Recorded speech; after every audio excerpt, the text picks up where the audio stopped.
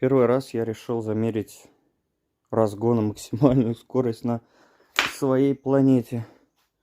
Снял вот эти кожухи, потому что они гремят как сумасшедшие. Я не понимаю, почему у меня вроде картера-то одинаковые половинки, но здесь пазов нету, а там пазы есть. То есть там крышка стоит хорошо, а здесь нет. Я думал, притянется, но нет, она гремит как сумасшедшая. Блин, и на удивление на 16-й звезде максималка меня удивила.